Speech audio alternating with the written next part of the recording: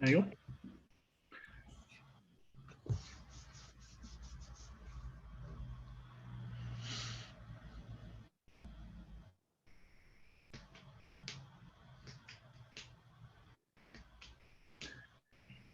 Evening, everyone coming on at the moment. We're just going to let the numbers build up and basically get up to the registered numbers, and then we'll kick off. So just bear with us. In the meantime, as usual, if you want to drop into the chat where you're all from, where you're dialing in from, let us know a bit about yourself, where you're coming from, or what your interests are.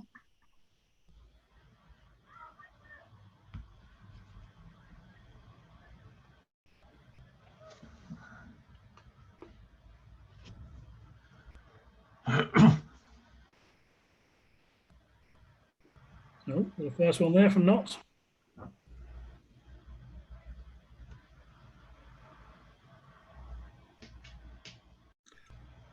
We're from Ken's neck of the woods, spying on you there, Ken. Chipping them. Having more, fabulous. Oh yes, nice one that. Yeah. Excellent stuff. Good spread of people. Keep it coming.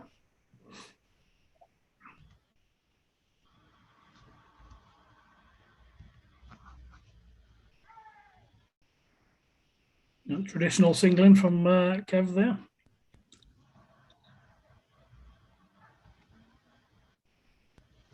Ah, great. Grace has sneaked on there. Oh, we know you in. And that lot massive, come on.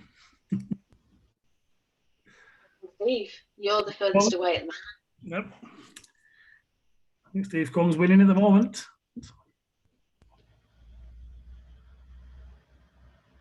Yorkshire Dales. Whereabouts in the Yorkshire Dales?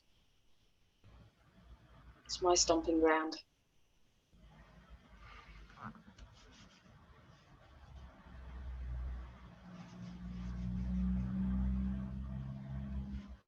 So lots of familiar names coming on here. Ellerfield, many a happy hour up there.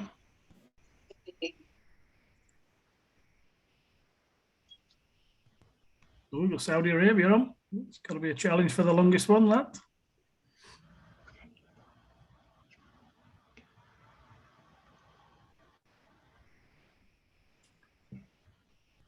Got Cheshire. Could count for being on the wrong side of the Pennines, but we're not saying anything there. Nope, Paul.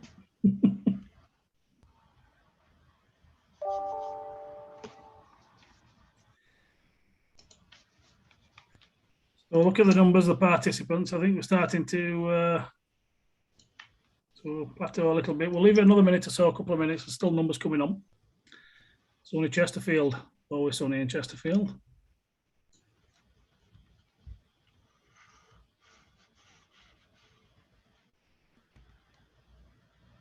Bill from Parks, England. Somewhere I can't pronounce, unfortunately. It's not simple as Barnsley. New Zealand. I think that's probably got to be the furthest. I think you might have a winner, Simon Wood.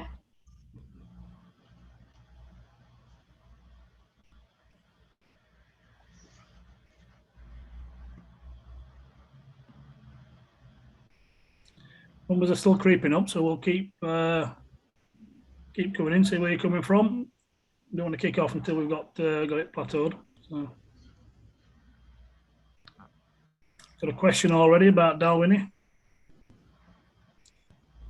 So we might be able to give you some reasoning behind that later. One thing to do, put forward, if you've got questions, please put it in the Q&A pot rather than the chat pot. What you can also do is you can vote up a question. So if somebody's asking a similar question to the one that you want answered, you can give it a vote up and it will automatically go to the top. And we should be able to get better answers for you at that point. Not London on. Charles Bristow, you've raised your hand. Is there a question?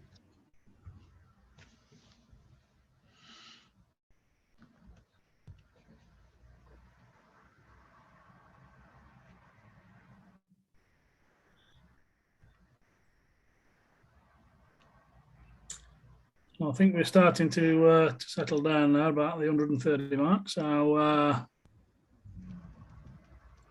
give it a few more seconds and then we'll get cracking if we're happy.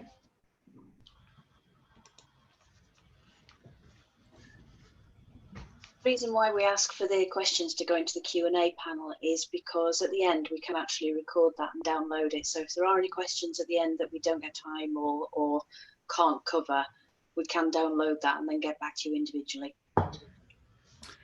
Excellent stuff. All right, then we'll get cracking. So welcome everyone to the South Yorkshire Local Network and Railway Network webinar. Covering protecting lightly used level crossings. Ken will give you the more detailed title, no doubt, as we get going. Just a bit of admin to kick us off with. If anybody's wanting a CPD cert for this, Linda's going to drop the email address to contact, and then we'll send them back out from there. So we're having a bit of a technical problem getting the CPD certs sorted out. So we can do that, obviously by exception, if anybody wants one. So really what we're looking for here today is we're going to get a good presentation from Ken. I mean, I've seen a lot of familiar names on. We know what we're going to get. We know we're going to get insight. As I said, Q&A, get them running. If you want to vote any of the questions, we'll get to the top, we'll answer them. But hopefully, I mean, we'll have as much time as necessary to answer any Q&A that might kick off. One other piece of admin as we kick off with, if anybody's got any ideas or thoughts or anything that they want to present, particularly, get in touch. Via the same email address that's been put on there, or LinkedIn, or any other way of getting in touch. And we can get cracking with them as well. So I'll hand over to Ken. If you want to get cracking, Ken, we'll get rolling. Right, good evening. Hello, everyone. And thank you for joining the webinar. And thanks to John for inviting me. I would explain who I am. Currently, my job title is rather long, but it is Network Technical Head of Level Crossing Engineering for Network Rail. My background is that I joined British Rail as an engineering management trainee way too long ago, really. A degree in electrical and electronic engineering at Leeds University. Wrapped around 2 years of practical training with British Rail Western Region.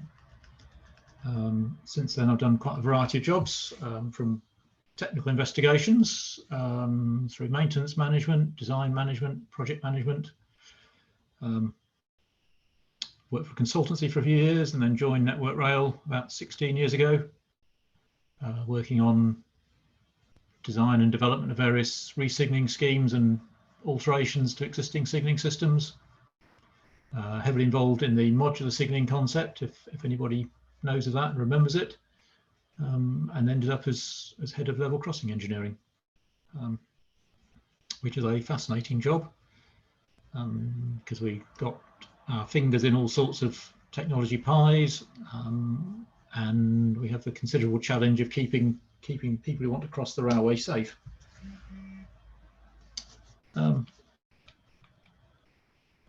Right, I'll start the presentation if I can find it.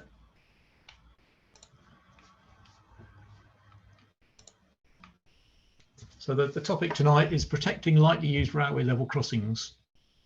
And I hope you'll see from my ramblings over the next hour or so, I guess, there's a bit of a challenge in there. There's some interesting technology problems that we're looking at. And you'll see that we don't have an awful lot of money to do it with.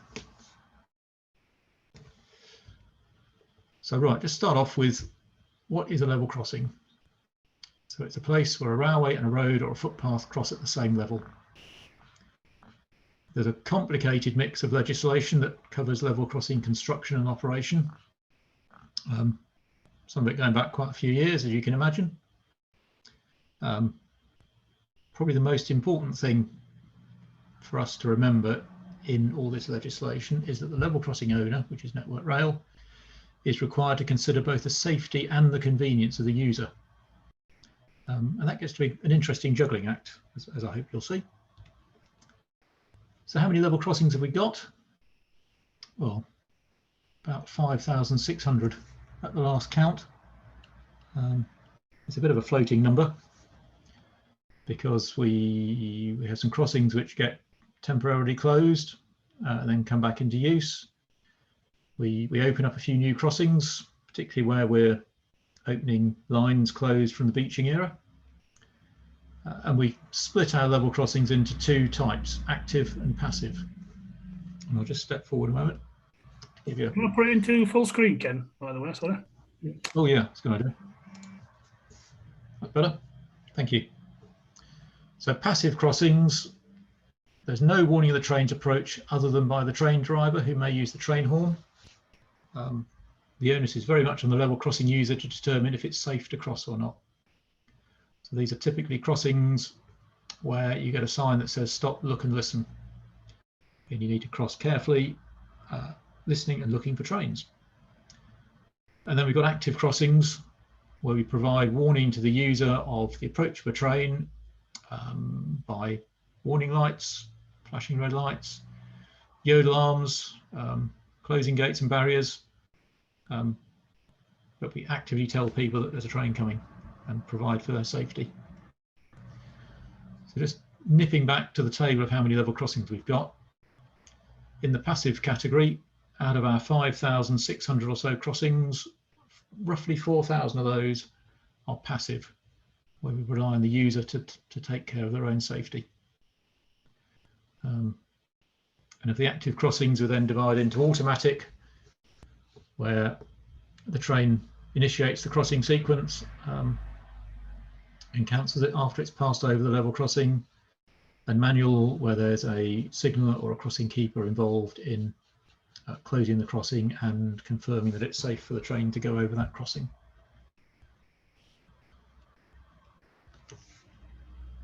So Network Rail's got a strategy for level crossing. It's called Enhancing Level Crossing Safety. It's a 10-year plan. And much of what I'm going to talk about is inside that plan. Overall, our strategic goals are to reduce safety risk to the public, passengers and the workforce, increase rail capacity and performance across the network by making sure that level crossings and their users don't interfere with the safe passage of trains, and reduce our operational and financial risk.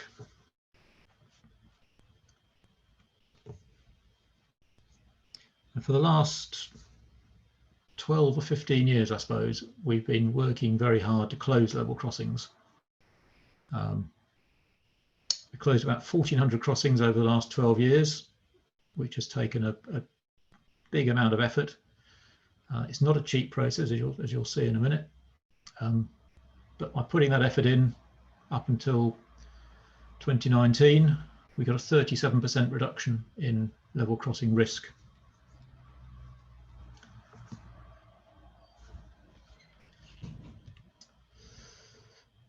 If you look at our current risk profile across the rail network, taken from this year's RSSB annual report, the level crossing estate on Network Rail represents about 6% of the risk that the mainline rail network carries. The other 94% comes from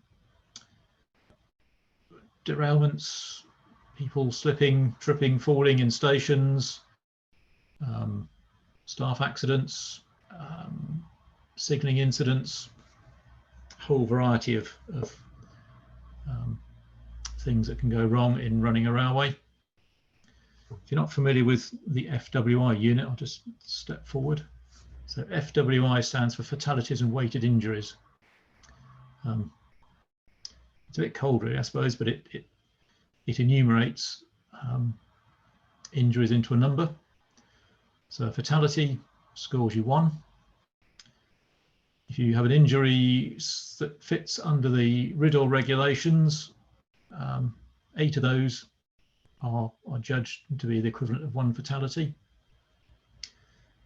Severe hospital injury where non-workforce or workforce off duty, so that's a member of the public, happens and they have to go to hospital for treatment, 40 of those are judged to to match up to 1 fatality, and the scale continues down the page in decreasing severity of injury.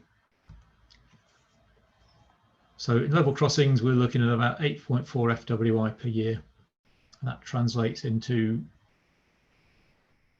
generally 2 or 3 fatalities a year on level crossings, and the rest is made up of minor injuries, slips, trips, falls, road traffic accidents where cars hit our barrier machines and things like that. How do we compare with Europe? You remember, if anybody remembers Europe, it's out there somewhere. But we do really well. You can see us in the red box, 0.2 incidents per 1,000 track kilometres. You can see the European average is 1.29. Only better than us is Ireland at 0.1. That's possibly because they've got quite a lot of their rail network is quite lightly used. And they've got quite a small population as well.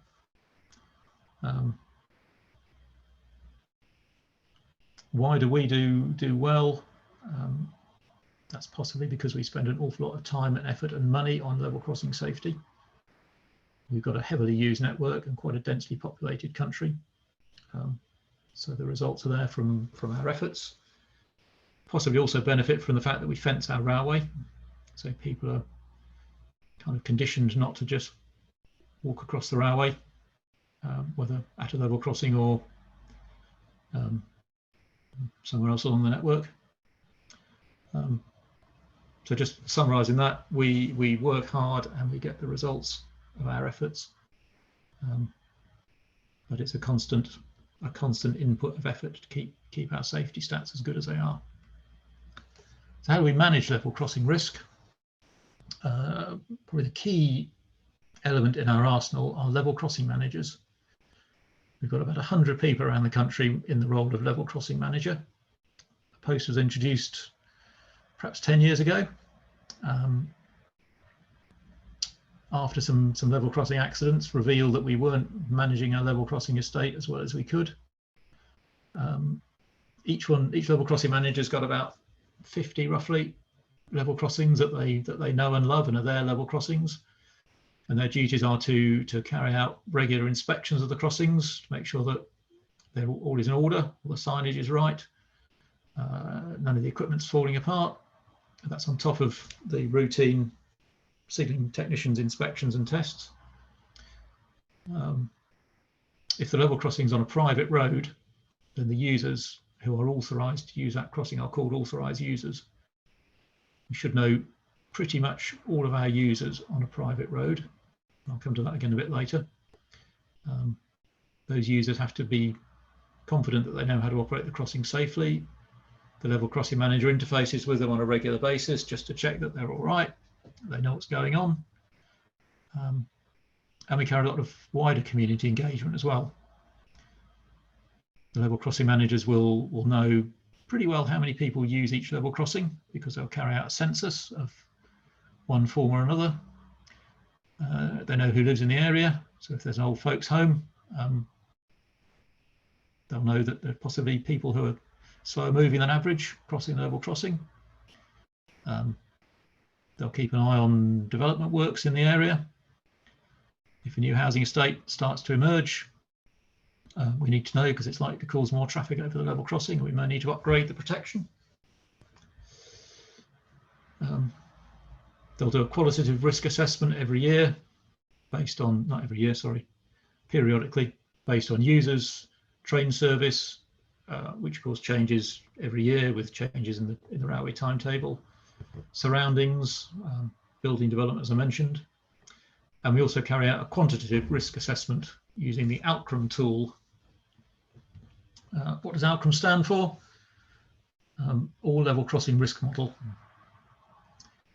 So that gives us a measure of the risk present at a level crossing based on usage by road and rail, various site factors, like the alignment of the road and the railway, junctions ahead and junctions near the railway, incidents and accidents that have happened over time, and some structured expert judgment as to what people's view is of how that level crossing is performing and what we could do better. The model is calibrated against the industry-wide safety risk model, which models the mainline rail network to give risk estimates for 131 hazardous events. If you recall the pie chart I had up a couple of minutes ago, the total number of fatalities is made up of those 131 hazardous events, based on around 3,000 event precursors.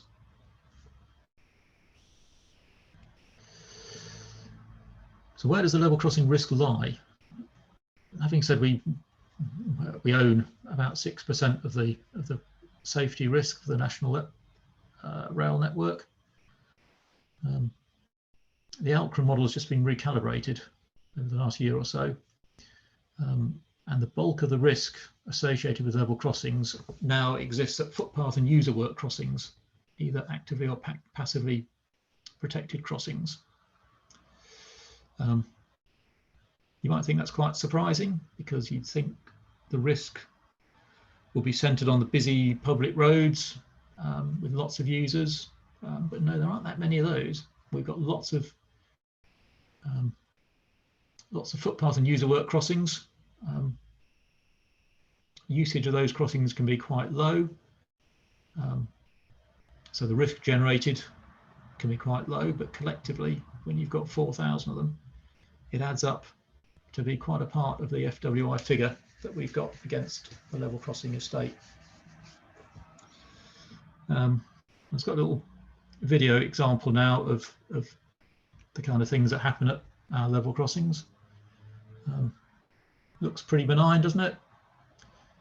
This is a private road somewhere. The gates are open. There's somebody over there in a purple jacket. The gates are open. Let's see what happens.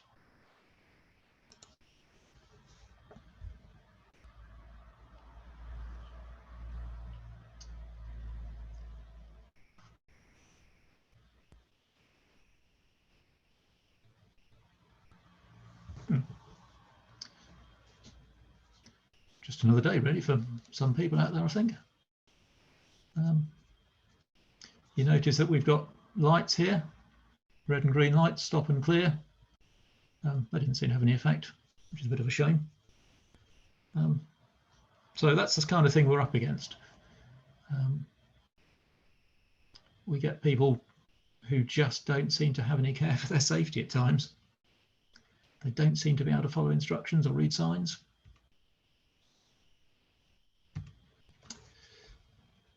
So when it comes to selecting a protection method for a level crossing, if you remember back to the start of my ramblings, I said the legislation, one of the most important features of the legislation is it requires us to create a balance of safety and convenience for the users.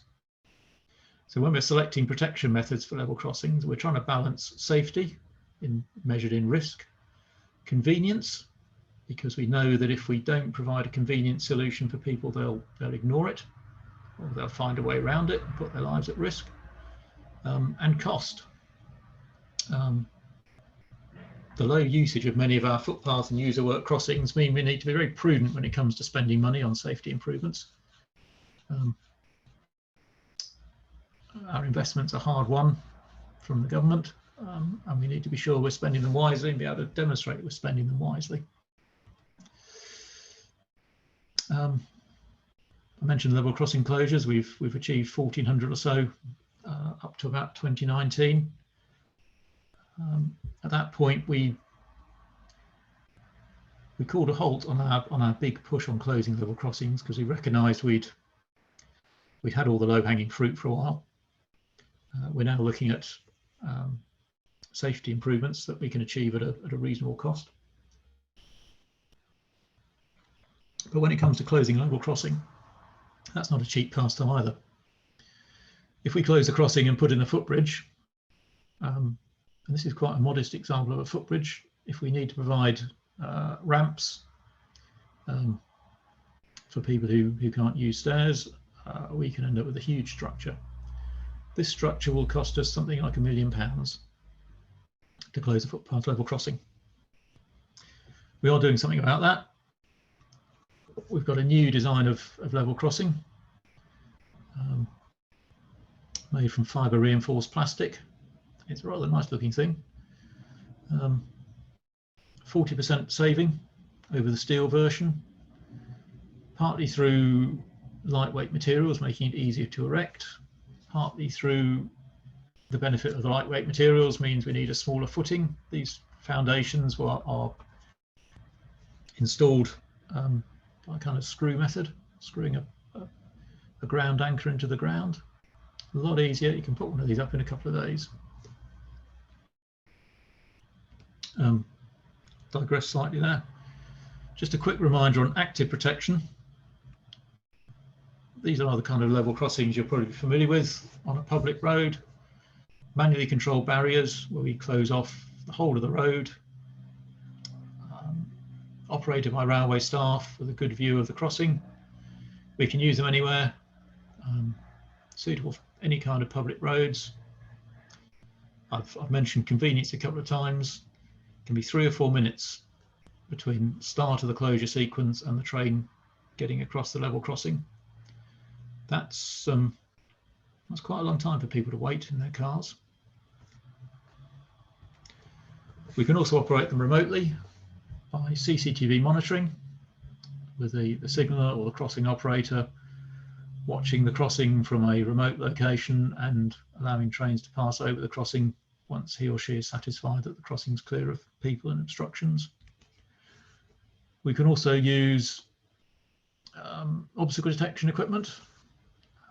We use a combination of radar and LiDAR to detect small and large objects. Again, it takes 3 or 4 minutes for a train to pass over the crossing. These are suitable for busy roads. A crossing of this type will cost you £2 million or so. So it's not a lightly won investment. We've got the traditional manned gates crossing. If you remember the Railway Children, trying to get a few Yorkshire references in here. If you remember the Railway Children, a man comes out of the signal box, operates the gates probably by hand. We've got automatic half barrier crossings where the train initiates the crossing. Its operations are monitored remotely. These are very good for convenience because they're closed for only about 30 seconds. No indication to the train driver, he just drives over the crossing, relies on people obeying the rules. Again, not a cheap option. Suitable for a smaller number of sites. There's a reference here to no risk of blocking back. By that I mean there mustn't be anything just past the crossing which could cause traffic to be held and blocked back in a queue over the level crossing. Because once the crossing is initiated, the train is coming, and if there's a vehicle in the way, it will get hit. So it's really important that people can drive from one side of the crossing to the other and away smoothly and without being hindered. So down at the other end of the field, passive crossings. We've got a couple of types: footpath and bridleway crossings. Forget the glamour of busy public roads and barriers and lights and things. We've got a gate in the fence here and a sign that says stop, look and listen. So you use the crossing by walking cautiously towards the railway, looking left and right, listening to see if you can hear a train, and then walking smoothly without dawdling across to the other side of the railway. If you haven't got room, if you haven't got distance to see an approaching train in time to cross, we'll provide a telephone to the monitoring point where you can ring up and ask the signaller if it's safe to cross from the location that you're at. And he will say yes or no, there's a train coming, please wait until the train passes. Our user work crossings are crossings on private roads generally, got a few on public roads. They're generally on private roads where again we either, or you can drive a vehicle across here, you can either have signage that says stop, look and listen, or if there isn't sufficient distance to see down the railway, to check if there's a train coming, there's a telephone to the monitoring point. And this crossing's got a telephone because it's got a little yellow telephone box just there.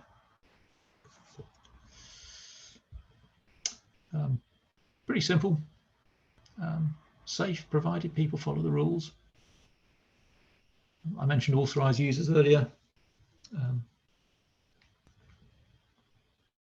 Crossings on private roads generally have most of their users, most of their passages made by authorised users who are familiar with the crossing. They've signed to say they understand how to use the crossing safely. They're probably known to the level crossing manager. One of the things that's changing these days is the number of people using these crossings is growing, whether it's Amazon delivery drivers, people using campsites that farmers have established, businesses on the other side of the railway where customers turn up, need to cross the railway to go and visit the business. Our control, I suppose, over people using these crossings is getting less as usage widens. So what do we need to do to provide active protection to help people stay safe? One of the first problems we need to deal with is the lack of power. This site, which I think is in Scotland, has a telephone and a sign, and that's about it. So power, we need some power. So we've become quite good at generating off-grid power. This is one of our early installations.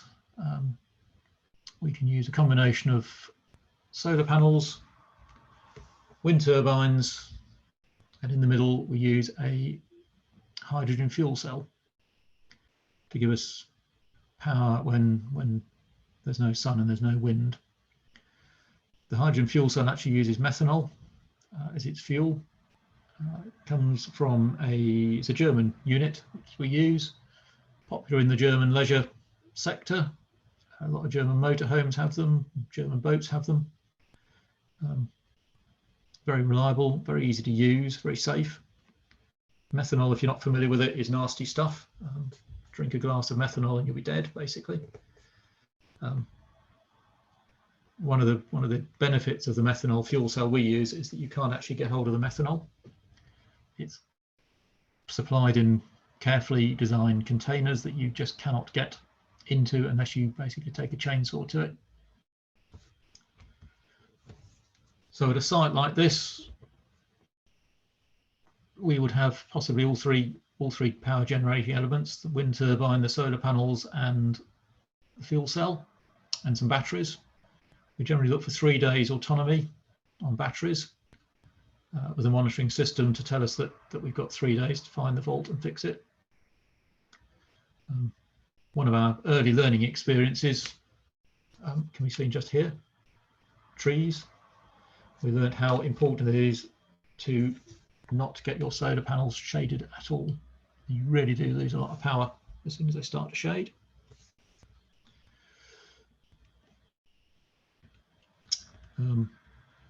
So that's given us some power to play with. We don't need an awful lot, but it takes quite a few solar panels of that size to provide that power on a continuous 24/7 basis. So having got some power, we can provide people with miniature stoplights. Miniature is a bit of a misnomer these days because we use 200mm diameter lights from ordinary road traffic signals. But we provide miniature stoplights which tell people that it's safe to cross or it's not safe to cross. We provide it as an overlay to our existing signalling systems. In the past, we've provided miniature stoplights by integrating within the signalling system. To do that as a retrofit cost us about £900,000, simply because of the complexities of altering the existing signalling system and getting its records up to date. We can fit an overlay system. We can procure it, install it, and commission it these days for about 150,000. That's something I'm quite proud to blow our trumpet on. About 5 or 6 years ago, when we started installing these systems in small numbers, the cost to procure and install was about 350,000.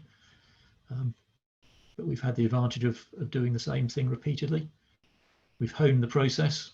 People have got good at it. We've got it down to the figure I show there, 150,000. And that's something that Network Rail is really proud of. How does it work? Well, it's pretty simple. Up here, here's the crossing. Here's some lights and an audible warning. Up here, we detect a train approaching going from left to right with a thing called an axle counter, which does pretty much as it says on the tin. It counts the axles of a train.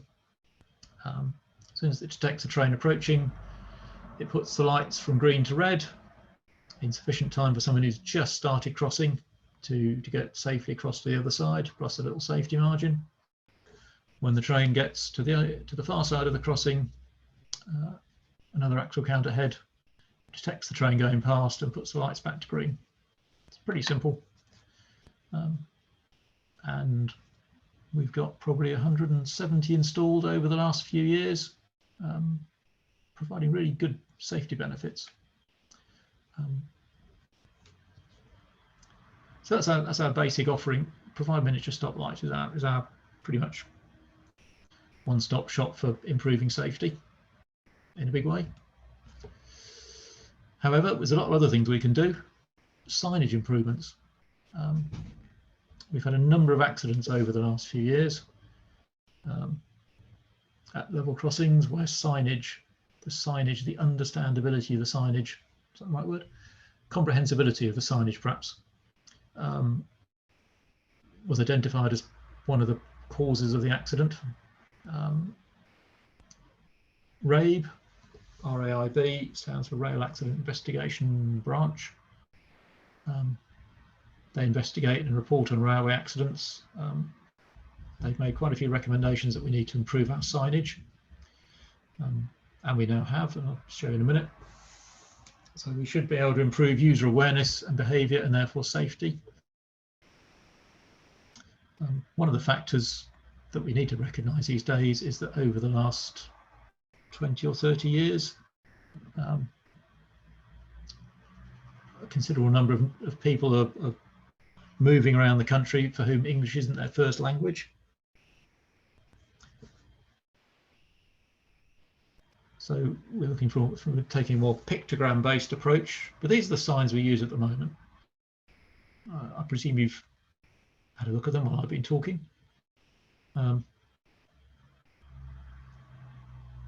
So in your heads, when you were getting across the railway, you actually telephoned the signaller. Be honest, because you probably didn't. If you look at the sign, it says stop. Your eye then goes naturally, because of the colouring, to open far gate before crossing with vehicles or animals. Cross quickly. Up here, it says always telephone before crossing with vehicles or animals to find out if there is time to cross. That doesn't really work, does it? Over here, stop, look, listen, open both gates and look in both directions before crossing. Up here it says notify crossing operator before crossing with a vehicle which is unusually long, wide, or low, heavy or slow moving. People just weren't seeing this. The whole layout of the sign was wrong. We've got some new signs now which we're just in the process of rolling out. They are in legislation in the private crossings signs and barriers regulations, which we're working hard with the DFT to update and reissue.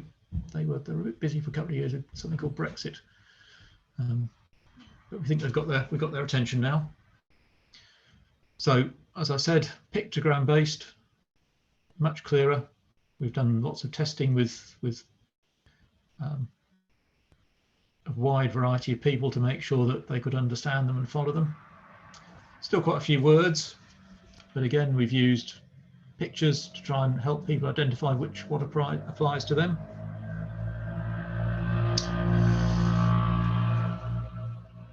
lights.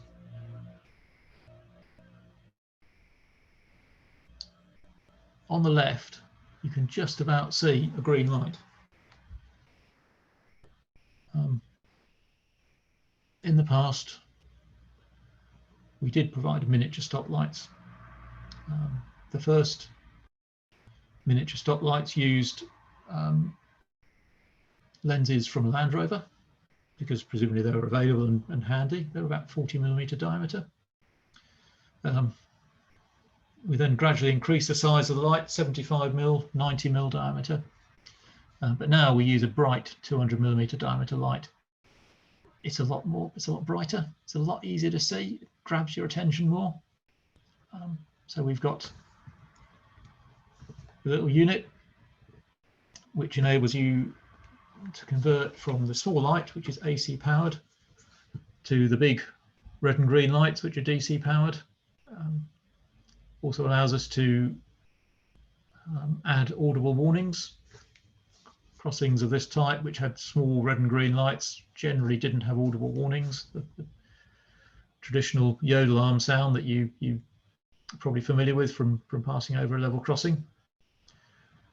For this little unit we've got, we can easily and quickly convert from small lights to red lights, provide audible warnings, and make a genuine improvement in the safety of the users, because they're much more aware of the crossings.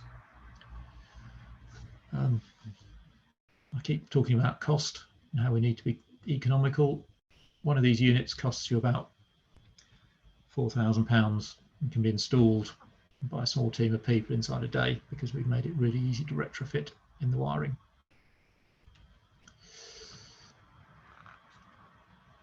Something else we can do to improve safety is to provide power operated gate openers.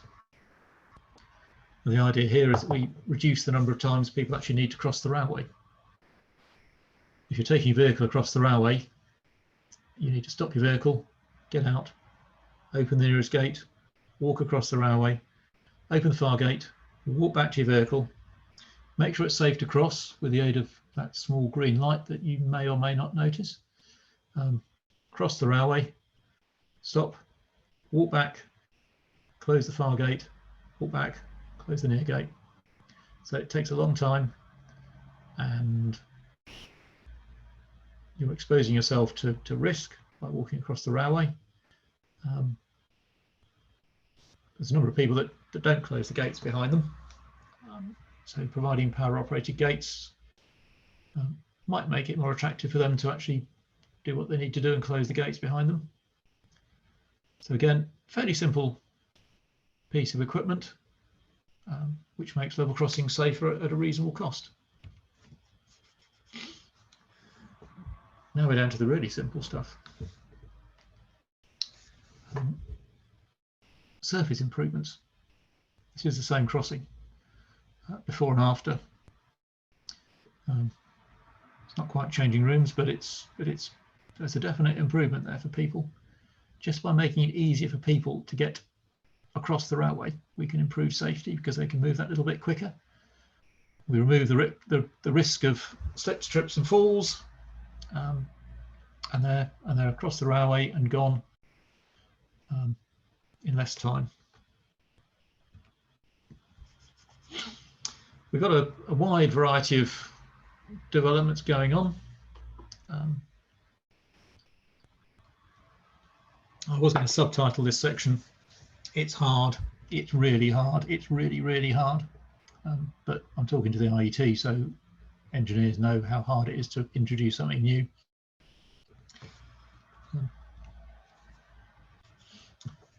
The big problem for us in protecting people that like to use level crossings is knowing where the train is. If we can crack that, we can do an awful lot. So we're looking at alternative ways to the axle counters that I described a bit earlier. Alternative ways to detect train position and pass it down to the level crossing, so that a light can be shown or a yodel alarm can be sounded. One of the reasons we want different methods is to remove the amount of cable we have beside the railway. cable costs money to buy, it costs money to install, it costs money to maintain. It needs people beside the railway to install it and maintain it. And the less trackside access we need, the safer we are. So we've been looking over the last few years at a number of ways of detecting trains. So global navigation satellite systems, which is GPS to you and me, is one system we're looking at. We have looked at extensively. The advantage, the train tells you where it is. The train knows where it is and it can tell you where it is. The disadvantage is you're going to need to fit some equipment to all trains, and you'll see an advantage, an example of the disadvantage in a minute.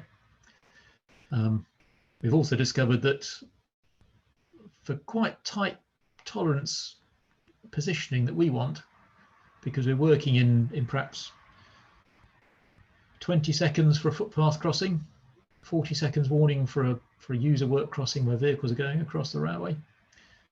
We need to know where the train is all the time. You can lose signal and accuracy in cuttings and around tall buildings. If the train loses one of the satellites it's working from. So we think the future is likely to require fusion of GNSS position data with other sources of position information, so we get a safe enough and reliable enough output to work with. We've got experience of GNSS, and it works really well. There was an accident at a crossing called Sewage Works Lane in 2010. I'll leave it to you to work out what happens at the end of Sewage Works Lane. It's not a difficult challenge, is it? But the piece of railway where the level crossing is a single track branch line in Suffolk from Marks Tay to Sudbury. I think it's Suffolk, might be Essex. Quite a few level crossings on there where the user needs to phone up the signaller to ask for permission to cross. Trouble is, it's a long single line branch line. There's no train detection provided, so once the train has left Marks Tay heading for Sudbury, that's all the signaller knows. So he has to tell the user who's called in, you need to wait, because they did need to wait. Waiting times could be long. Yeah. Before the accident, the average waiting time was 11 minutes, with the majority of users having to wait between 6 and 12 minutes. After the accident, we developed this system, a company called Futronics, which gives the signaller a display showing train position in relation to level crossings, train position derived from GNSS data, transmitted from the train over the GSM network. So in this example, you can see that the train's heading right to left. It's passed over number 1 Church House Farm crossing, so it's gone green, so it's safe for users to cross. It's very close to the next crossing, which I think is Mount something. And it gives you a warning time of arrival for all the other crossings, ranging from 5 minutes down to 9 minutes.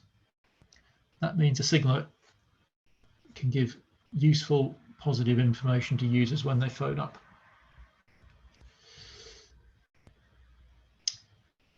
Once the system was installed and working, the average waiting time was down to 1.3 minutes. That led to, well, as it says, 100% compliance with people phoning the signaller. Before the accident, actually after the accident, when they were questioned, people said they didn't phone the signaller because they weren't going to like the answer they were given. So they just took a chance. Now, when they know that if they phone up, they're going to get a good story, they will be told you can cross, you need to wait, and the wait won't be too long. They do. The downside is this is a short single track branch line with 1 train on it at a time. To provide coverage, given the rostering pattern that the train units are worked to, we have to fit 16 trains. So it gets to be quite expensive.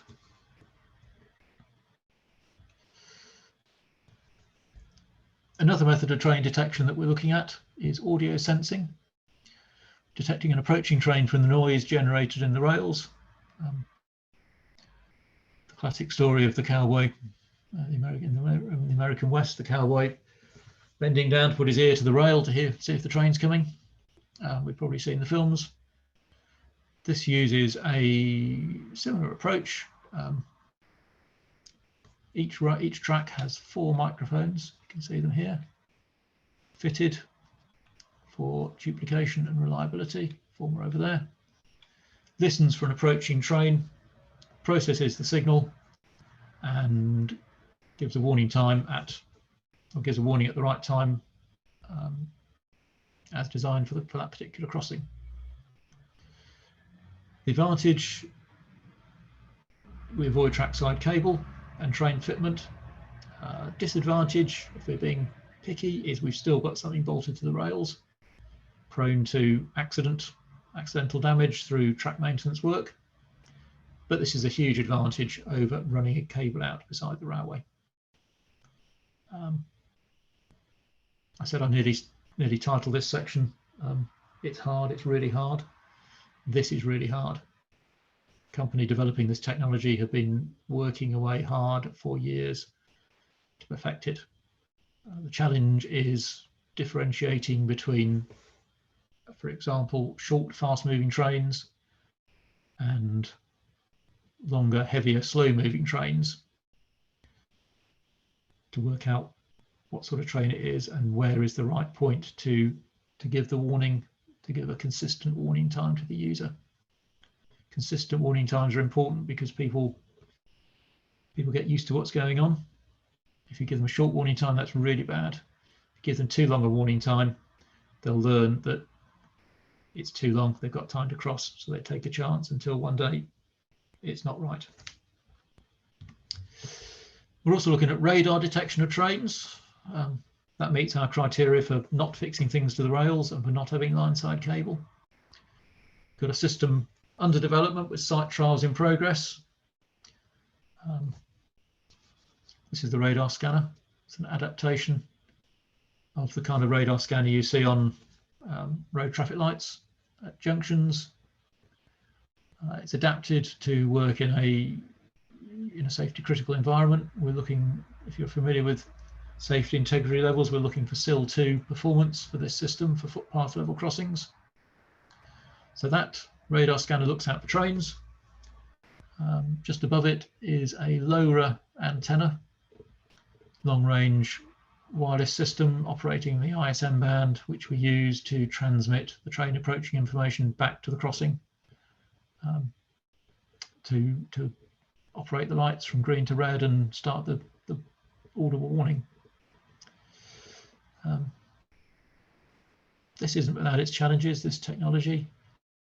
We operate in quite a harsh environment. Rain, snow, fog. We need to be sure that the system's going to work under these environmental conditions, both the radar for finding trains and the wireless link for transmitting the information. So as I said, system under development, hopeful that we're going to get that through development and into service in probably the spring of next year.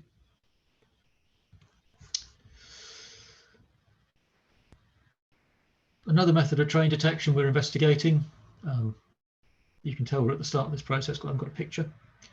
Fibre optic acoustic sensing.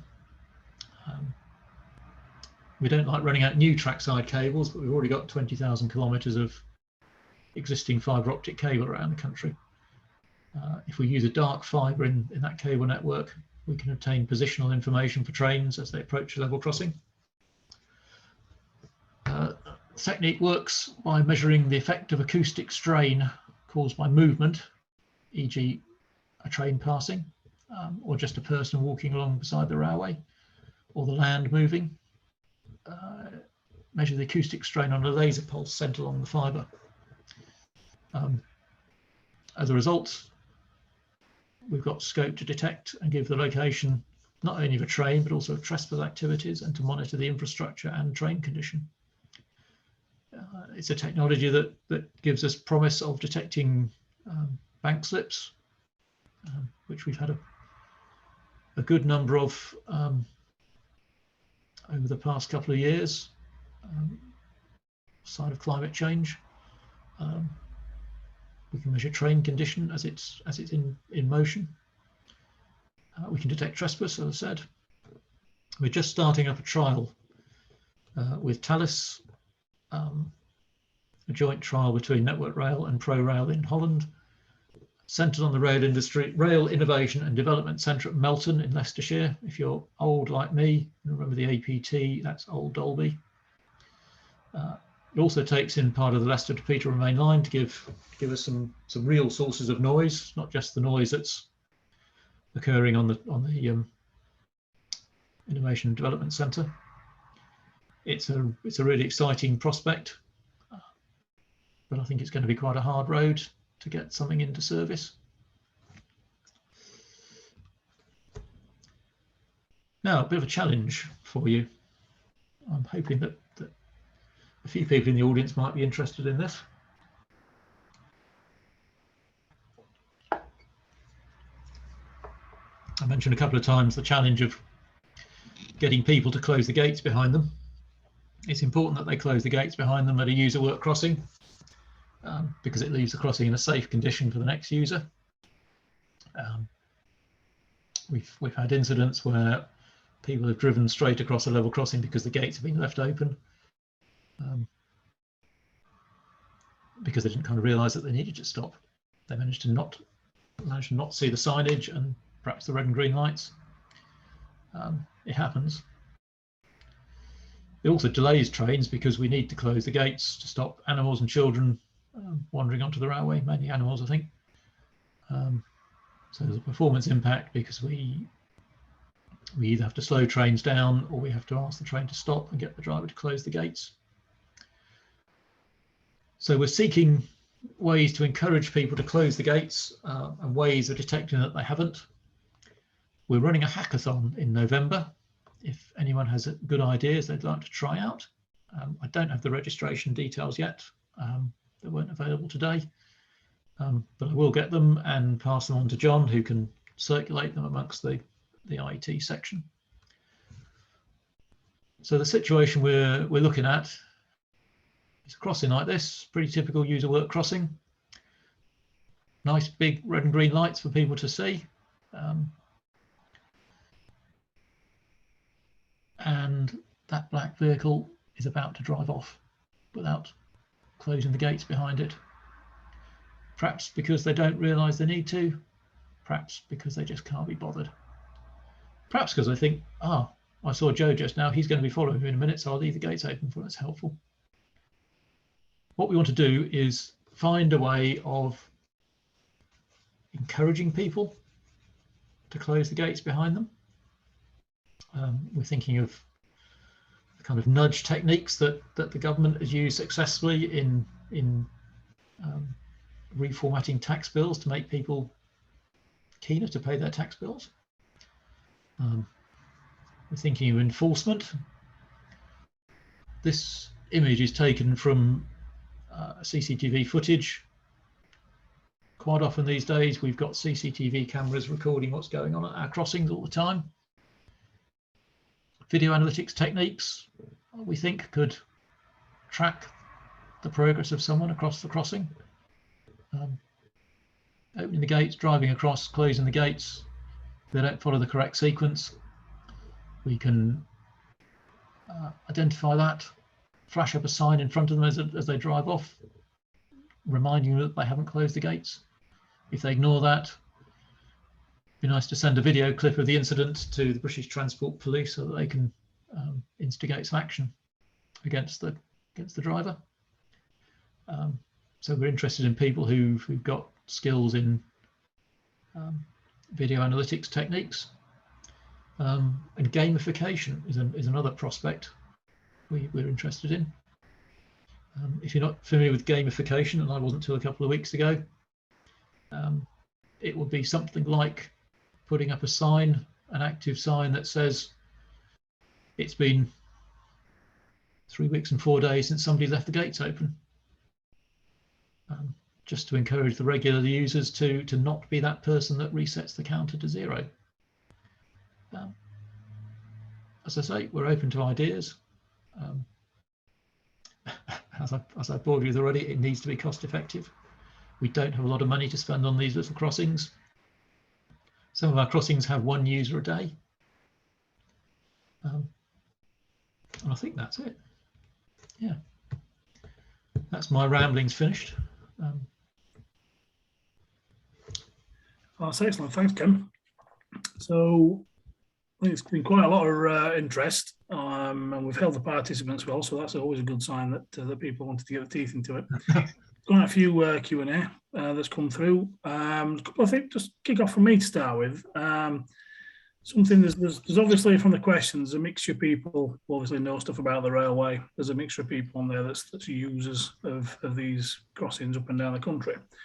One thing we didn't sort of put too much emphasis on at the minute is how, well, the difficulty created in trying to innovate on the railway with the processes that we have to follow, how we have to do things, and the sort of background and the hidden costs and difficulties that come along with that. And another factor that you did touch on quite a bit actually is the sort of the human factors element associated with all of this. So your ability to sort of marry a technical solution with a process solution with the human factors that sit around it. Have you got a few words about the sort of just generally the challenges that fit around that? The human factor side of it. Yeah, we're I'll say it, but I probably shouldn't say it in public. We're trying to protect people from their own stupidity at times. And that's a harsh thing to say. One thing we've noticed is that, and we shouldn't have to notice it, if you're involved in railways and level crossings, you understand how a level crossing works, you understand how the railway works. There's an awful lot of people out there who don't. That's one of the traps we had to deal with the signage. We had to make sure that we tried the signage out on as wide a range of people.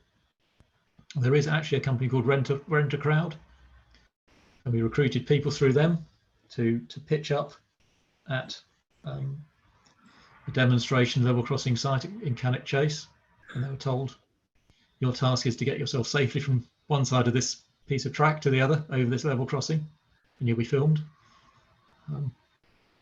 We learned an awful lot about how people work from that.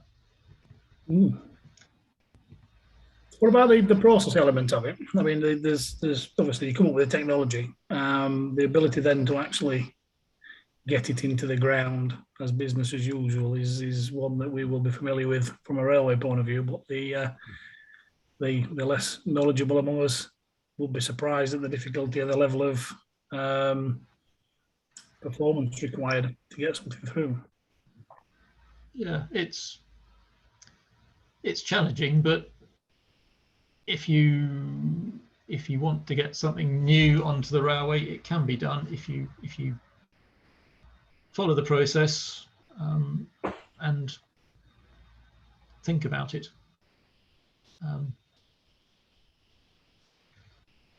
When I went to work for consultancy back in the late 1990s, a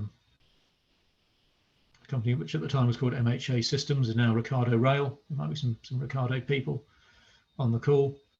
The one thing that was emphasised by Michael Hamlin, and rightly so, and stuck with me ever since, is if you're going to develop a product, start doing the safety engineering on that same day. Because if you don't, you'll have to do it all again later. Start with the end in mind. Yeah. Sorry? Start with the end in mind from that point of view. Yes, yeah. And we've had great success over the last few years by learning how to apply the common safety method process usefully. It works. The hazard identification process works. You can then assess your risks, manage them, come up with mitigations. It does work. And if you want to put something onto the railway, you can cut the time down by following that process carefully. Excellent stuff. Okay, so I'll hand over to Linda now to manage the Q&A, if that's all right. Yep. we've been inundated with questions, so we're probably not going to be able to cover it all this evening. So I think it's going to be a case of downloading these and sending them out there if you can sort of cover off some of the other ones. So I'll just pick out random questions for you. I'm just trying to cover quite a wide range of them. So how do level crossings avoid the hazards of electrified lines, either third rail or overhead? I'll just close it. Overheads, we've got clearance requirements. So we need to have a minimum height of the contact wire, the overhead contact wire above the railway. And we use a very high-tech solution to alert people to the fact that their vehicles might be too high. It's a steel wire with some cowbells on it stretched across the railway. Low tech, but it works. Third rail, we would gap the third rail. So the third rail, if you're not familiar with it, we put a third rail beside the two running rails live at 750 volts DC to power the trains. If you come to a level crossing, you gap the third rail and the train will coast across that gap. It will power down. Yep, that's fair enough. And so, Ken, your description of miniature warning light overlay system didn't cover operation in the reverse direction. Do you have a system to cover that option? Yes, we do. I didn't put that on the diagram just to try and keep it simple, but yes, we always provide what we call wrong direction strike-ins for any miniature stoplight system these days. So if there's a train running in the wrong direction, perhaps because one line is closed for engineering work and we've got temporary single line working in operation on the other line, the crossing will work. That's fine. Next question. It's actually covered a little bit later as well. Somebody else has asked a very, very similar question. It's about a level crossing in Scotland, Dalwhinnie. Why is it closed and are there more to come? Somebody else has mentioned quite a few level crossings as well that are being closed. So it's obviously close to quite a few people's heart, this one. Yeah. Is it? I don't know if it's closed permanently or temporarily. I'm afraid. It's maybe one that we can cover later on, sort of thing, and have a look at that one. Because as I say, one of the questions covers quite a few Scottish level crossings as well. Just on closures, if we try to close a level crossing, we go through a very careful process of local engagement to make sure that we understand the views of people and that we're closing a level crossing that just isn't used, or if we're closing a level crossing that is used, that we provide an alternative route. We can't always satisfy everybody because the alternative route might be a bit further or involve a detour, but we do have to make sure that we've provided an alternative. It takes us a long time to close a level crossing. We don't do it like this. That's fine. The other question actually asks about the public consultation as to whether you consult the public. So yeah, that covers that one up as well. Yeah. Yes. Why do the definitions of FWI in your presentation not match those set out by the RSSB in report T440 and the weighting of non-fatal injuries? The weightings have changed quite recently. So I took the table I used from the RSSB website just last week. So it might be that some whoever asked the question wasn't aware that the weightings had changed, because I wasn't until I checked. You've used the most up to date. I've used what I hope was most up to date. Yes. Yeah, no, that's fine. How far is an axle counter from the crossing? It's determined by the warning time we need and the speed of the train. So if we need 40 seconds warning time because we could be taking vehicles over the level crossing, it will be essentially 40 seconds away at the maximum line speed that a train can be travelling at.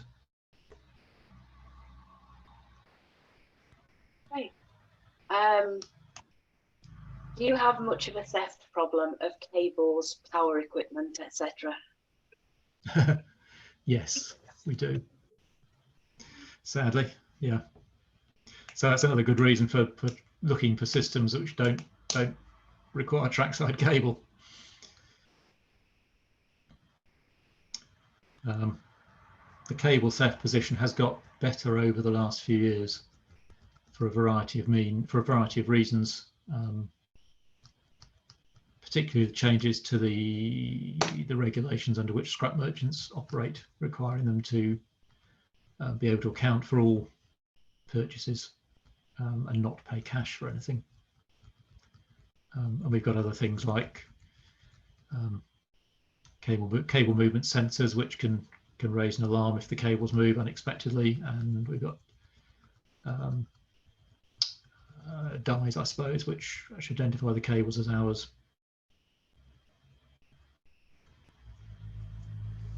That's fine.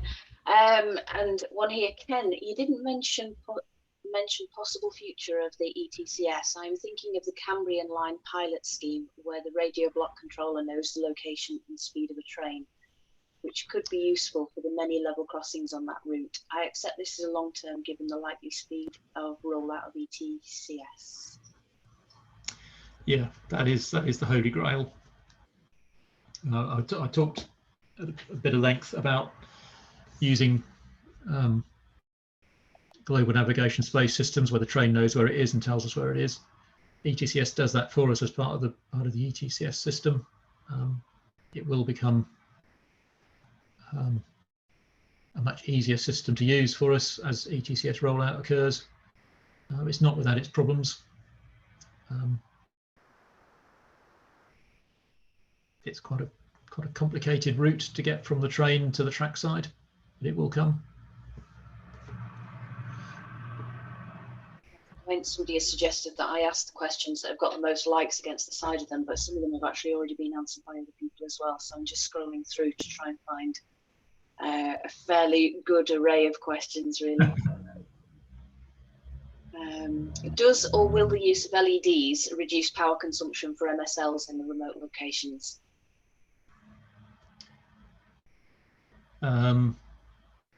Yes, that's only part of the story. Using LEDs does reduce our power needs, but we still need to have running whatever equipment it is that's detecting the presence of the train. So just as an example, our basic overlay MSL system, called VAMOS, uses, and our other system which got Evergate 200, they both need a supply of about 70 or 80 watts to run continuously.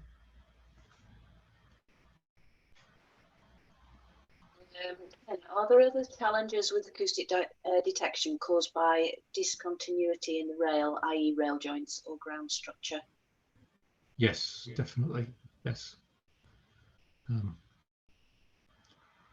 One of the constraints on acoustic sensing, the microphones on the rail at the level crossing, is that if you've got a rail joint in the area where you're trying to detect the train, you're going to struggle to get an accurate enough result. And that's one of the reasons why we're looking at a variety of technologies, because there's a variety of technologies, variety of technologies out there which could be complementary to each other. Some will work better in some situations and some in others. Does the FWI criteria escalate action for hotspot areas? For instance, where a high number of fatalities occur across a number of different crossings within a short section of mainline track over a few years? Yes, definitely. So I talked about the level crossing managers and the fact that they inspect and assess their level crossings. We have a process called narrative risk assessment, which is a risk assessment document which basically tells you everything everything there is to know about a particular level crossing, and that will capture incidents and accidents that have occurred at a particular crossing over time. And we have a review process to make sure that we're understanding what's happening and identifying where there's a need for improvement in protection. Well, that's great. Lots of people saying thank you very much for a great presentation, Ken. Thanks ever so much. And one here, hello Ken, would you say that the reliability of off-grid power technology is improving? Also, are there any risks associated with relying on such energy sources?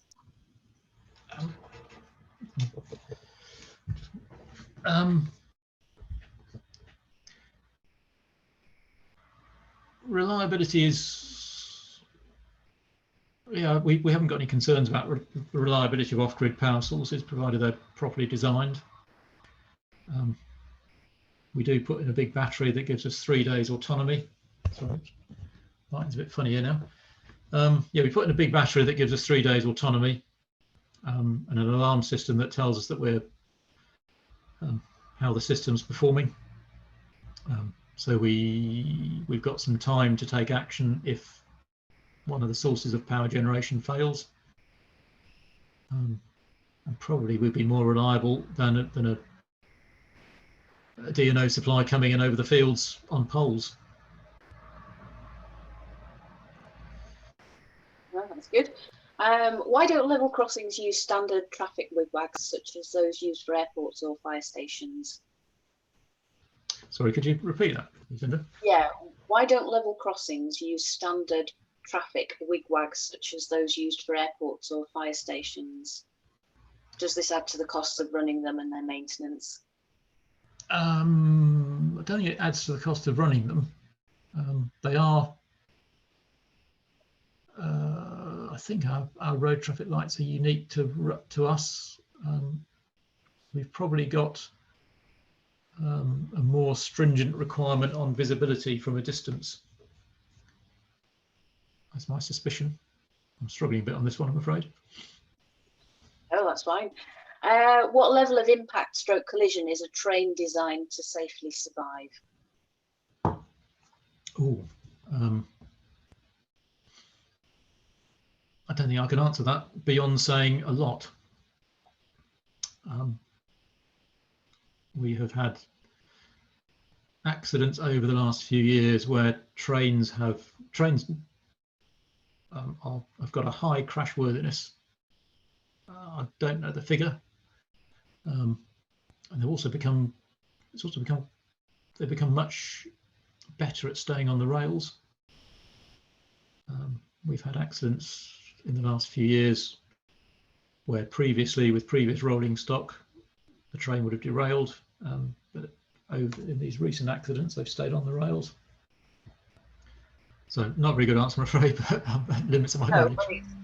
But the fact is, it is increasing over time, which is the main thing. You know, we are constantly looking to make it better. And to be honest, looking through the questions, a lot of the audience have actually answered each other's questions as well in here. So so they've sorted out quite a few for you. If there is anything that anybody wants to ask, by all means email the South Yorkshire at ietvolunteer.org, and then we'll send those over to Ken, and then he can maybe get directly back to you. And what I would say is, as well, from a social media perspective as well, we will be putting this recording onto our YouTube channel, and then I'll post the link onto our LinkedIn profile as well, so watch out for that over the next few days. And then I think I should just pass it back over to John for you. Yeah, so I'll just finish off by saying thanks to Ken, thanks to Linda for looking after us on today. It's been a fascinating insight, as usual. I think with the sort of questions we've been getting, we've got a good mixture of audience as well. So I think we've the message is spread far and wide. I've put a note in the chat. Anybody wants to know more about the hackathon, either drop me a line on LinkedIn or via the email I've got, and I'll try and line you up with Ken when the information comes out. What we'll also do is we'll publicise it anyway as part of a link to this presentation. So just to finish off with, just for admin, we're going to be running the next set of presentations, probably going to be looking at digital manufacturing. So outside of rail, but with digital manufacturing, the next set. We'll be also looking at renewable energy, and then into the new year, we'll be starting again with a fresh set of rail presentations. So keep your eyes open for that. And I think all we need to do now is just say thanks and we can log off. Okay, thank you. No. Any Thank more you for listening. Yeah, great stuff. Thank you, Ken. It's been brilliant. Thank you. Pleasure. Thanks, everyone. See you all later. Good night. Goodbye.